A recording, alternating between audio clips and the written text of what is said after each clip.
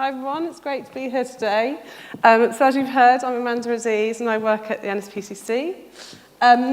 So really at the NSPCC, we've been around for just nearly 150 years, which is a long time, but actually embracing change and changing laws, working directly with families, it's totally ingrained in our DNA. We've been doing it for years.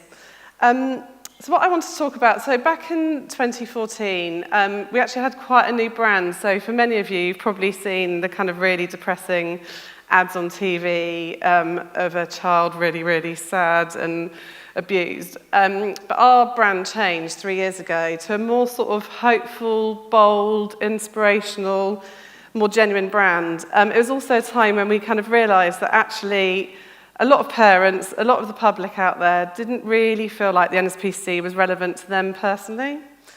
So when I came here last year and I was listening to everyone, I just thought, actually, I really want to come here and kind of share the journey that I've actually been on in trying to sort of change behaviours, and particularly with parents, grandparents, aunties, uncles, anyone who has a child in their life to help them keep themselves safe online. So meet Mia. She is a confident 10-year-old, a bit like my son who's 10. She's just started walking to school for the first time for year 6. She knows how to cross the road. When she goes to the park, she knows not to talk to strangers. And then when she comes home in the evening and is on her tablet and someone asks for her location, she actually doesn't really know what to do. So we know that to children, online life is actually real life, and online friends are real friends, and there's no distinction. And actually what they really need is our help to help them keep safe online. So we believe that talking to your children is actually the best way to keep themselves safe. We know, like I've been doing, and I'm sure we all have, we kind of talk to them about how you cross the road, bullying, strangers. But actually, parents have told us time and time again, they actually find this digital world actually quite difficult to talk about. So we actually, at the NSPCC, you might think we think it's all doom and gloom and everything, but actually we think the internet is magic. We think it's full of possibilities. Children tell us all the time they absolutely love it. They can be creative, they can express themselves, they communicate with their families around the world. And obviously there are risks. We also have calls to Childline every day, calls to our adult helpline. We work with children and families all over the country. So we're hearing every day what's worrying them. We also hear that young people are saying they desperately want these platforms to be helping them stay safe too. So it's not just about all of us, it's also about the platforms. So like many organisations, particularly in the charity sector, back in 2014, when we were thinking, actually, we really want to make a difference, it's quite a lot of work behind the scenes to sort of get your trustees, your board directors, senior stakeholders actually on board to do something new and different. So we took about 6 months to actually get buy-in. But what that means is all that work we did a few years ago, they are absolutely supportive of what we're doing now, which is really brilliant.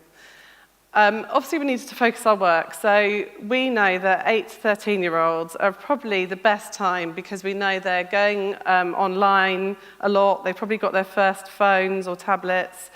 It's actually a time also when, as a parent or auntie or uncle, they're more likely to listen to you about boundaries. So we knew through our therapeutic work, if you do start having these conversations and you make it a kind of regular thing in your family life, really early on, as early as you possibly can be, actually that really sets it up for that when they are in their teenage years, they're more likely to come to you when they really do need help.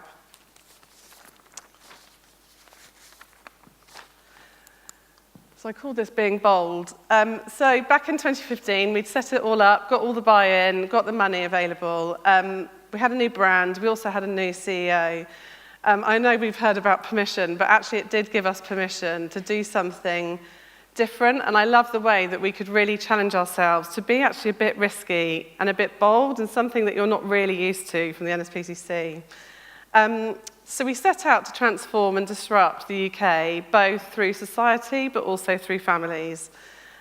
We wanted to create sort of moments of discussion that you could have in your living room or around the table with your child, but also to enable moments when your child can actually make a decision themselves. We also wanted to disrupt the tendency that people thought there wasn't really much they could do. I'm sure, like many of us, like me, it's actually quite handy that our kids are on their tablets if we're in the restaurant or when we're doing stuff, we're in the kitchen. I think most of us know sometimes that we're not really sure what they're doing, but we wanted to kind of help that. So, firstly, we set out to transform society, and we knew we'd done that for years and years, but actually for the NSPCC we hadn't done that for quite a long time. And when we were sort of looking around in this space, we found that it was still legal for an adult to send a sexual message to a child, which seemed pretty bonkers. So we set up a petition to try and make it illegal. 50,000 people signed it, and within weeks, David Cameron then said that he would make it illegal, which was amazing. And it actually came into force this spring, this year, so that's incredible. And that shows that amount of time that it takes to actually change a law. But obviously, more importantly as well, we wanted to help families. So that's when Alex and Lucy were born, and I'm just going to play Alex now. One day, Alex and Sam were mucking around on their phones. Why don't we take a selfie? Yeah. Then Sam had an idea. I'll take a picture. What if they sent a picture of Alex's willy to their friend Katie? You know, the kind that disappears in a few seconds. When Katie saw it, she thought it was very funny. So she screen grabbed the picture and sent it to her friends.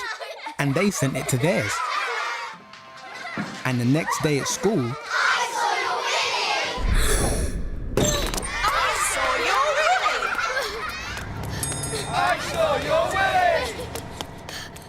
Newsflash! The world sees Alex's willy.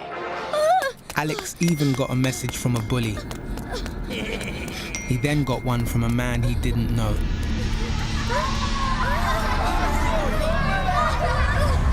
Sometimes children share things they shouldn't online. And the effects can be devastating. Help keep your child safe. Be share aware. So that was our first film a few years ago. Obviously, there's so many aspects to online safety, and we tried to focus on one of the most important things. Obviously, with sharing, we tell our kids to share all the time, whether it's your toys with your friends, sweets with your friends. But actually, when you are online, sometimes things to share aren't actually something that you should be sharing. And it was really sort of trying to get everyone to think about being share-aware. So, I mean, this film started off, we ran it for a month. We had 3 million completed views and 300,000 parents, so they had a conversation as a result. And many of those times, they were sat down and watching it together and then chatting. It also, for those of you who are in marketing, it had half of it was all through organic, half was through paid, which is incredible. And it just meant that so many people were kind of sharing it, which is really good. And it still lives on. My son actually saw it at school this week. His ICT teacher shared it with his class. And it's now had about 6 million completed views, which is brilliant. And I never thought I'd actually say I saw your willy so much. I still say it now in meetings and stuff. So I think it works so well because it's a bit surprising. It's kind of fun, but it's kind of got a serious message through it all. Obviously, with tight budgets, as a charity, it's really difficult for us to take this and take our message and all our advice to all of you out there. So 2 years ago, we kind of felt that actually we really needed to partner with someone. I mean, I think everybody does have a part to play, so it's not just us in the audience, whether you're an auntie and uncle, it's actually organisations, platforms, the government. So we joined forces with O2, and our goal really is to help anyone who's got kids of 8 to 13-year-olds start having those really regular conversations with them to keep them safe online. So together we're sort of pulling our knowledge and expertise along with theirs. And what it means, which is incredible, is that we now are able to support all of you through direct support and advice on absolutely every high street across the UK. We're in every schools and obviously online. I think that's pretty exciting for a charity to know that we're absolutely there for everybody. So I was told to sort of not have any words on my slides. This next one does have a few, but it's a kind of internal model that we use. It doesn't normally get out there in the public that much, but I thought it might be useful for you to see. So I was really lucky to work with a change guru, Eileen Scholes, at the BBC, and she taught me her change model, which we use when we were at the BBC. And so when we started working with O2, I sort of taught them through it, and we took this and slightly adapted it. But this has been basically the basis of the whole programme that we've built. So I think for many of you who know about change, obviously we can't really do anything until people know that, about the issue, whether they're aware of the issue. A couple of years ago, actually, online safety wasn't really talked about. My son back then, he was 7, he was on his tablet all the time, playing Minecraft, looking at X Factor on YouTube, and I couldn't really get much advice. So it really was about, the first year with O2 was really about kind of educating, supporting, raising awareness of what's going on. And I come from a sort of PR and comms background, so to be able to actually work on something where we're not only doing campaigns, but we're actually creating new products and services is pretty cool.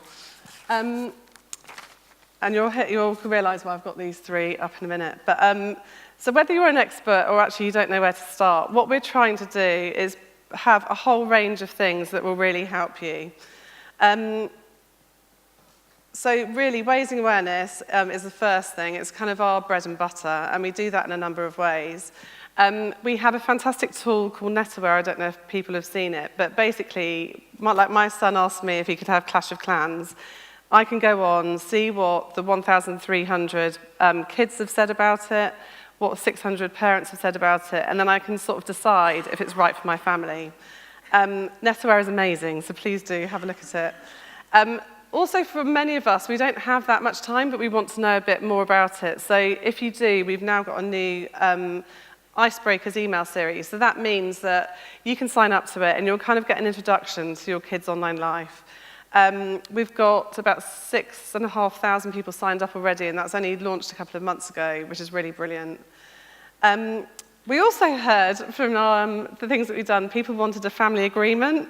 So if you're a bit like me, and I definitely did this a couple of weeks ago, where you're on the sort of Sunday dinner table, really important, the only time you get together, and I had a secret look on Facebook. And actually when I looked up, my son had then got his tablet and started looking.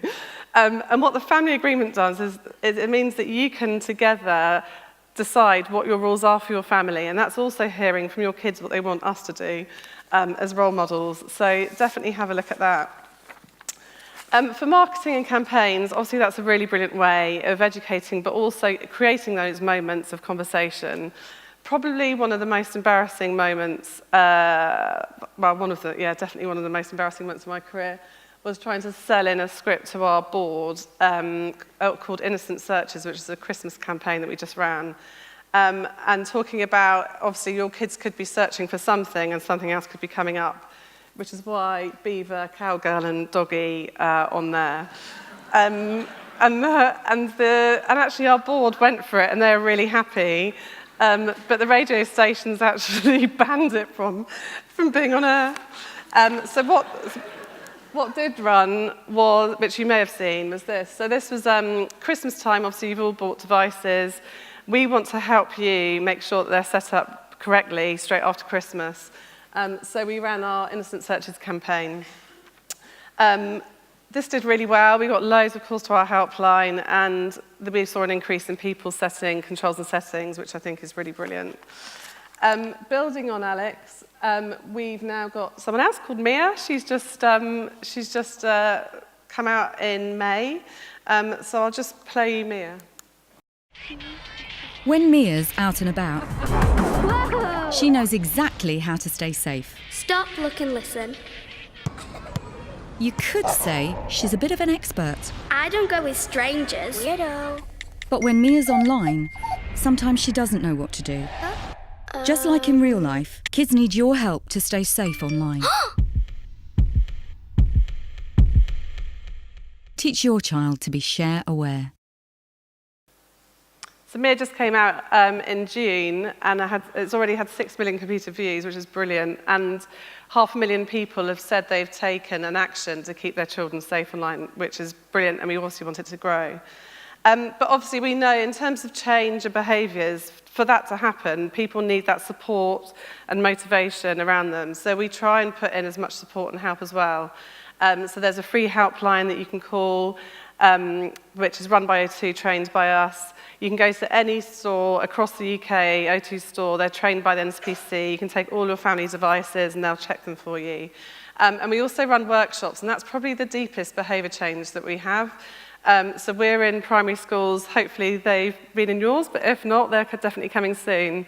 And what we found, incredibly, is whenever the people are going, 75% are saying that they're speaking to their child as a result of the workshop.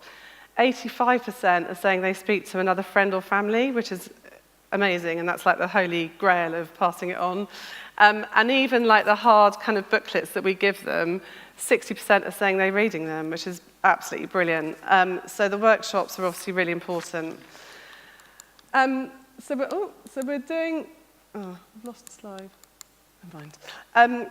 So lots are happening. We're definitely getting there, but I don't feel like we're getting to all of you, and we keep sort of challenging ourselves to think about, okay, what else can we do? And so far, we've had 11 million engagements, and 2.2 million have had actions taken, which is brilliant. I feel really proud that every moment of every day, we are absolutely helping people out there to keep their children safer. But there is still more work to do. So it really niggles me that I don't think we're reaching everyone. So there's the proactive parents who are definitely going to the schools or calling the helpline, that are going to the stores or are watching our films. But I just don't think we're getting to everybody. So we want to look at partnering with local organisations, whether you're sports clubs, parent clubs, or even libraries, to reach these families. These workshops are absolutely brilliant, but we're kind of up to our maximum resource, really, to be able to deliver workshops in schools. So we want to see if we can train others to deliver them too. So obviously, if there's any of you that would love to, then love to hear from you. So that we're hearing that people are sharing it with their friends and family, and I think for any change to happen in your communities, that is, a dream. We know we've got our O2 gurus and our NSPCC staff, but actually we really want all of you to be talking to your friends and family, and we want to know what is it that can help all those people that are having the conversations have them even more. And obviously I quite like to break a few rules, so we're continually looking at, okay, what next can we be doing that's different? So finally, if you're a parent, auntie, uncle, grandparent, please do look at everything that we have for you. Download NetAware, save our helpline number.